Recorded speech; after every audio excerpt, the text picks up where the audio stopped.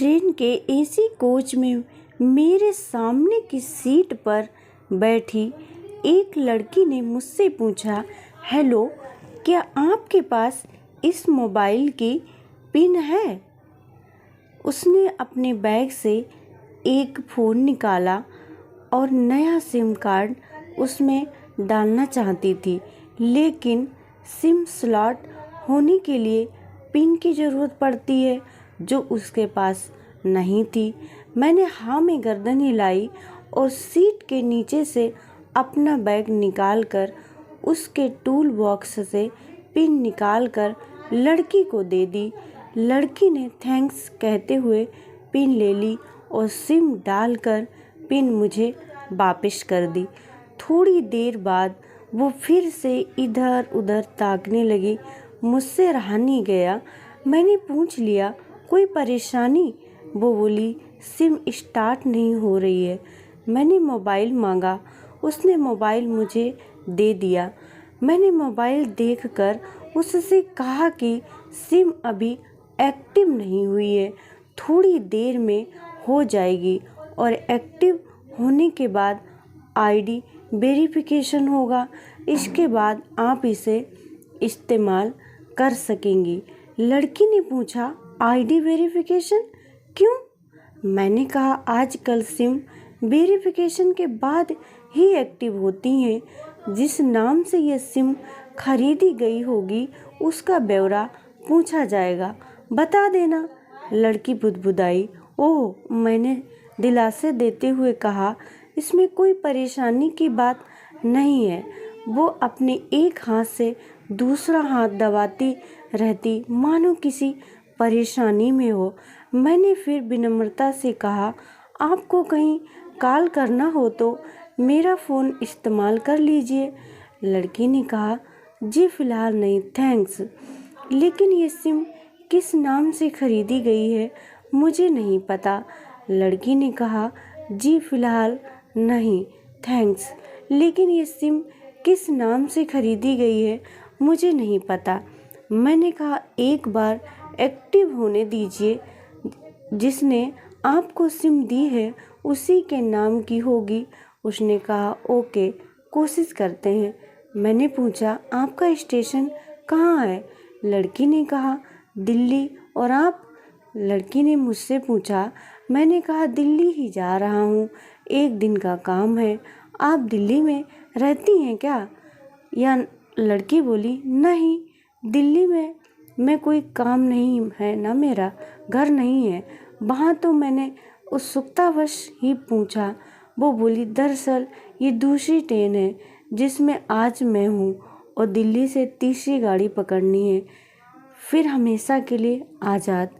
उसने कहा, ओके, कोशिश करते हैं। मैंने पूछा, आपका स्टेशन कहाँ है?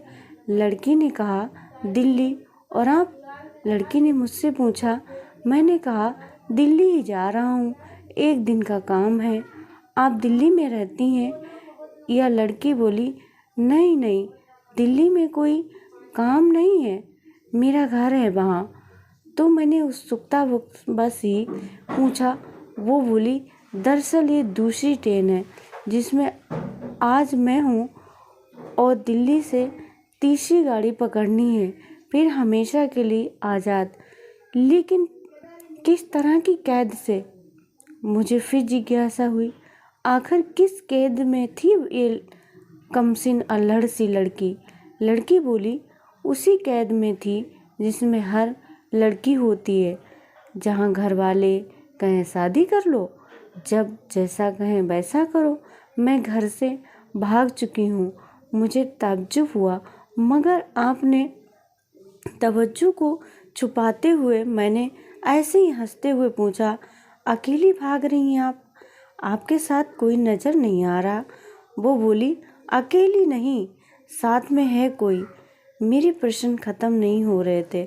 दिल्ली से एक और ट्रेन पकड़ूंगी, फिर अगले स्टेशन पर वो मिलेगा और उसके बाद हम किसी को नहीं मिलेंगे। ओह, तो ये प्यार का मामला है? उसने कहा, जी। मैंने उसे बताया कि मैंने भी लव मैरिज की है। ये सुनकर वो बहुत ही खुश हुई। बोली, वाह, कैसे, कब? लव मैरिज की बात सुनकर वो मुझसे बात करने में रुचि लेने लगी। मैंने कहा, कब, कैसे, कहाँ, वो मैं बाद में बताऊंगा। पहले आप यह बताओ, आपके घर में कौन कौन है? उसने होशियारी बरतते हुए कहा, वो मैं आपको क्यों बताऊं? मेरे घर में कोई भी हो सकता है। मेरे पापा, मेरी माँ, भाई बहन, या हो सकता है भाई ना हो, सिर्फ बहनें हों, या कभी हो सकता है कि बहनें ना हो, 2-4 मुश्तंडे भाई हों। मतलब मैं आपका नाम भी नहीं पूछ सकता। मैंने कंडस्टर मारा। वो बोली, कुछ भी नाम हो सकता है। मेरा नाम टीना, मीना, सबीना, अंजलि, कुछ भी। बहुत बातूनी लड़की थी वो। थोड़ी इधर उधर की बातें करने के बाद उसने मुझे टॉफ़ी दी, जैसे छोटे बच्चे देते हैं क्लास में। बोली, आज मेरा बर्थडे है।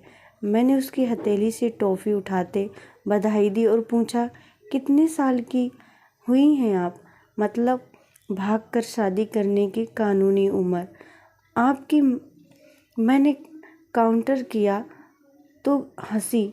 कुछ ही देर में काफ़ी फ्रैंक हो चुके थे हम दोनों, जैसे बहुत पहले से जानते हों एक दूसरे को। मैंने उसे बताया कि मेरी उम्र 28 है, यानी 10 साल बड़ा हूँ। उसने चुटकी लेते हुए कहा, लग भी रहे हो। मैं मुस्कुरा दिया। मैंने उससे पूछा, तुम घर से भाग कर आई हो? तुम्हारे चेहरे पे चिंता के निशान जरा भी नहीं है। इतनी बेफिक्री मैंने पहली बार देखी। खुद की तारीफ सुनकर वो खुश हुई। बोली, मुझे अपने प्रेमी ने पहले ही समझा दिया था कि जब घर से निकलो तो बिल्कुल बिंदास रहना। घर वालों के बारे में बिल्कुल मत सोचना। बिल्कुल अपना मूड ख़राब मत करना। सिर्फ मेरे और हम दोनों के बारे में सोचना। और मैं वही कर रही हूँ। मैंने फिर चुटकी ली। कहा, उसने तुम्हें मुझ जैसे अजनबी मुसाफिरों से दूर रहने की सलाह नहीं दी?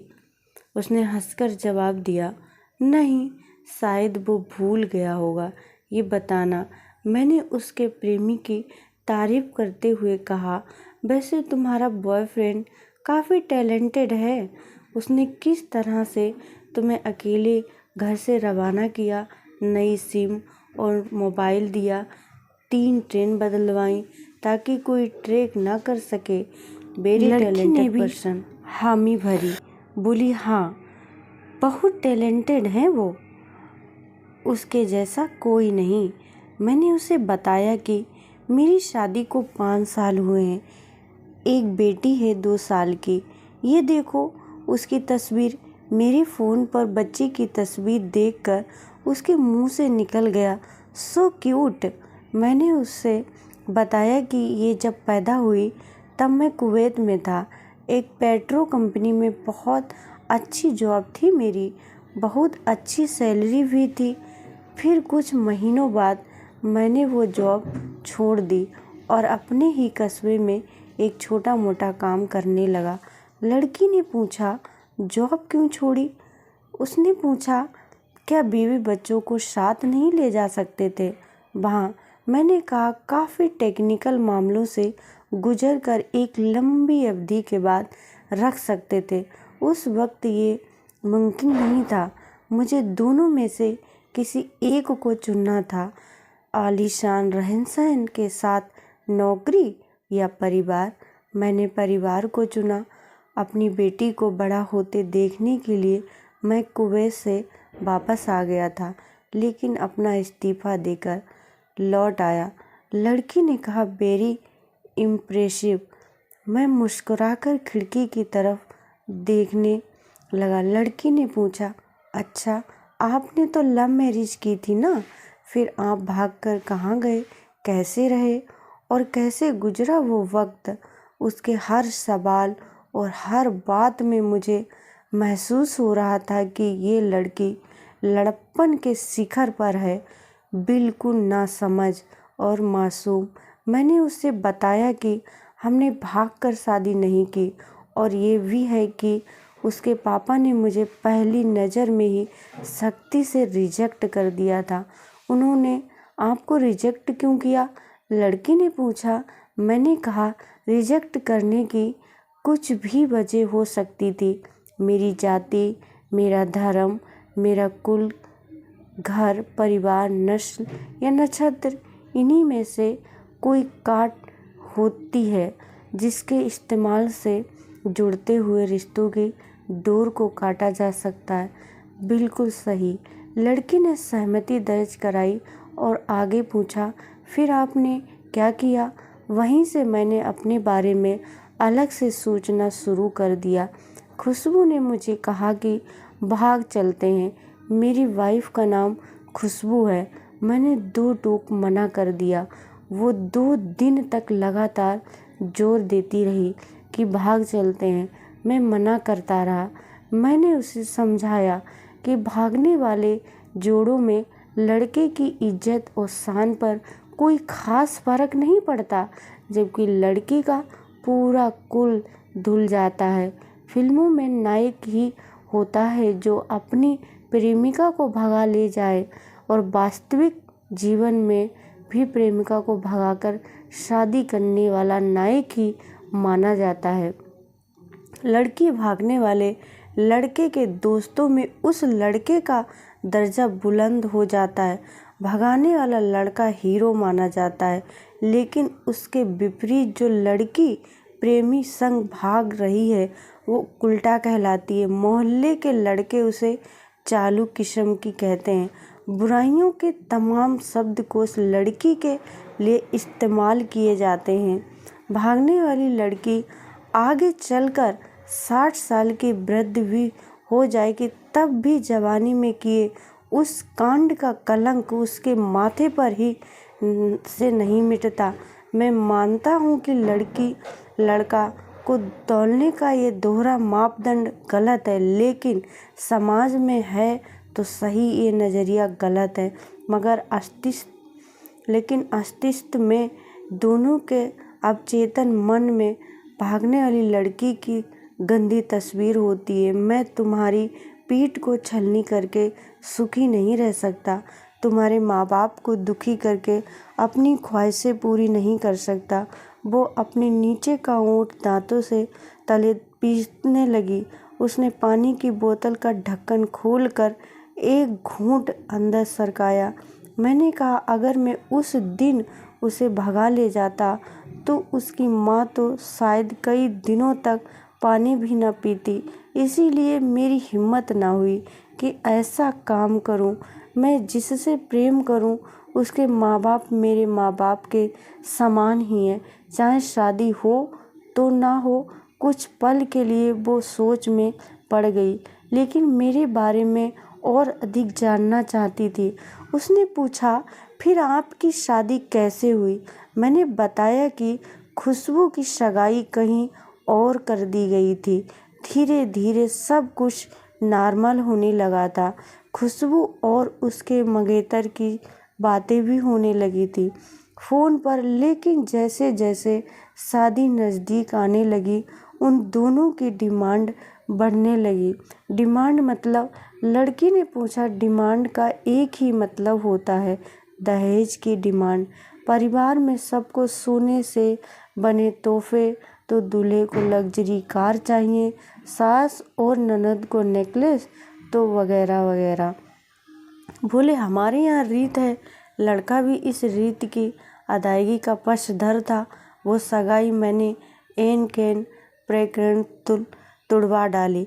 फिर किसी तरह घर वालों को समझा बुझाकर मैं फ्रंट पर आ गया और हमारी शादी हो गई। ये सब किस्मत की बात थी। लड़की बोली, चलो अच्छा हुआ आप मिल गए, वरना वो गलत लोगों में फंस जाती। मैंने कहा, ज़रूरी नहीं कि माँ बाप का फैसला हमेशा सही हो, और ये भी ज़रूरी नहीं कि प्रेमी जोड़े की पसंद सही हो। दोनों में से कोई भी गलत या सही हो सकता है। मतलब की बात यह है कि कौन ज़्यादा समझदार और वफादार है। लड़की ने फिर से पानी का घूंट लिया और मैंने भी लड़की से तर्क दिया कि हमारा फैसला गलत हो जाए तो कोई बात नहीं, उन्हें ग्लानि नहीं होनी चाहिए। मैंने कहा, फैसला कैसा हो जो तो दोनों हो, औलाद और माता पिता दोनों की सहमति वो सबसे सही है। बुरा मत मानना, मैं कहना चाहूँगा कि तुम्हारा फैसला तुम दोनों का है, जिसमें तुम्हारे पेरेंट शामिल नहीं है। ना ही तुम्हें इसका असली मतलब पता है। अभी उसने पूछा, क्या है इश्क का सही अर्थ? मैंने कहा, तुम इश्क में हो, तुम अपना सब कुछ छोड़कर चली आई, ये इश्क है। तुमने अकल का दखल नहीं दिया, ये इश्क है।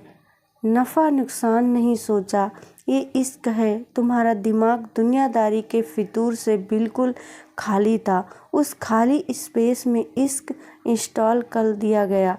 जिसने इश्क को इंस्टॉल किया वो इश्क में नहीं, यानी तुम जिसके साथ जा रही हो वो इश्क में नहीं बल्कि होशियारी हीरोगिरी में है। जो इश्क में होता है वो इतनी प्लानिंग नहीं कर पाता, 3 ट्रेनें नहीं बदलवा पाता, उसका दिमाग इतना काम ही नहीं कर पाता। कोई कहे मैं आशिक हूँ और वो सातिर भी हो, ये नामुमकिन है। मजनू इश्क में पागल हो गया था, लोग पत्थर मारते थे उसे। इश्क में उसकी पहचान तक मिट गई। उसे दुनिया का मजनू के नाम से जानती है, जबकि उसका असली नाम कैस था, जो नहीं इस्तेमाल किया जाता। वो सातिर होता तो कैश से मजनू ना बन जा पाता। फरहाद ने सीरी के लिए पहाड़ों को खोद कर नहर निकाल डाली थी और उसी नहर में उसका लहू बहा था। वो इश्क था। इश्क में कोई फ़कीर हो गया, कोई जोगी हो गया, किसी माझी ने पहाड़ तोड़कर रास्ता निकाल लिया, किसी ने अतिरिक्त दिमाग नहीं लगाया। लालच, वासना और हासिल करने का नाम इश्क नहीं है। इश्क समर्पण करने को कहते हैं, जिसमें इंसान सबसे पहले खुद का समर्पण करता है, जैसे तुमने किया। लेकिन तुम्हारा समर्पण हासिल करने के लिए था, यानी तुम्हारे इश्क में तृष्णा की मिलावट हो गई। लड़प्पन एकदम से खामोशी में बदल गया। मुझे लगा मैं कुछ ज़्यादा बोल गया, फिर भी मैंने जारी रखा। मैंने कहा, प्यार तुम्हारे पापा तुमसे करते हैं, कुछ दिनों बाद उनका वजन आधा हो जाएगा। तुम्हारी माँ कई दिनों तक खाना नहीं खाएगी, ना पानी पिएगी, जबकि आपको अपने प्रेमी को आजमा कर देख लेना था। ना तो उसकी सेहत पे फ़र्क पड़ता, ना दिमाग पर।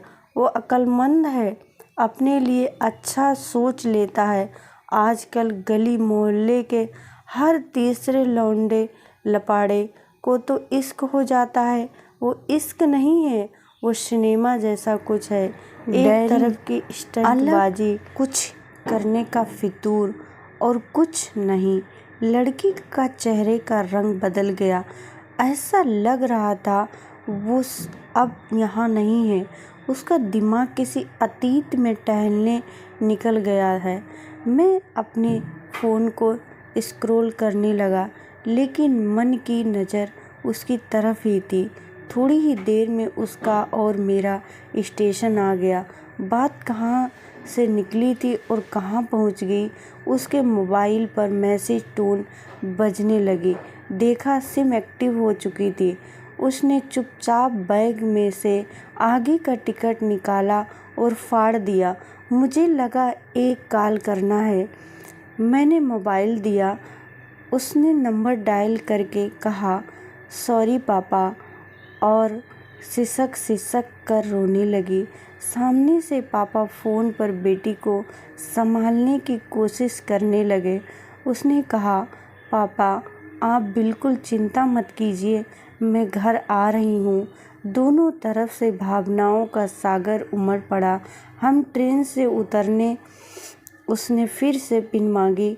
मैंने पिन दी। उसने मोबाइल से सिम निकाल कर तोड़ दी और पिन मुझे वापस कर दी।